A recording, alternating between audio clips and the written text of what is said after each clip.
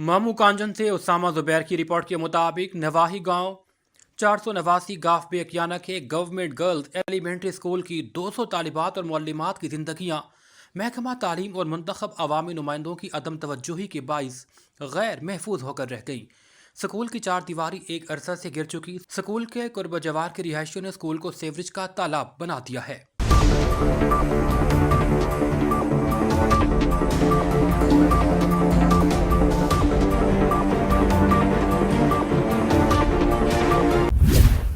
School की हिफाजती बैरून दीवार जगह जगह से टूट फूट का शिकार है। कमसिन तालिबात और मुअल्लिमात की जिंदगियां गैर महफूज हैं। स्कूल की बैक साइड पे कमाद और दीगर फसलात काश्त हैं, जबकि आवारा कुत्तों के गोल यहाँ पर मौजूद रहते हैं, जबकि खेतों में मुख्तलिफ खूनखार जानवरों की मौजूदगी की भी इतलात हैं।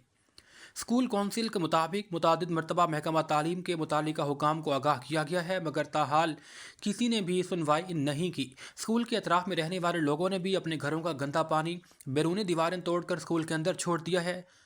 तालिबात में मुख्तलिफ बीमारियां फैल रही हैं। इलावा अजीज स्कूल की दीवार तामीर न होने से स्कूल में फर्नीचर, पंखों, इलेक्ट्रिक एंड स्कूल रिकॉर्ड चोरी की वारदातें भी मामूल बन चुकी। यह स्कूल मुबैना तौर पर छुट्टी के बाद मनशात फरोशों का महफूज ठिकाना बन चुका, जो कि शदीद तशवीश का सबब है।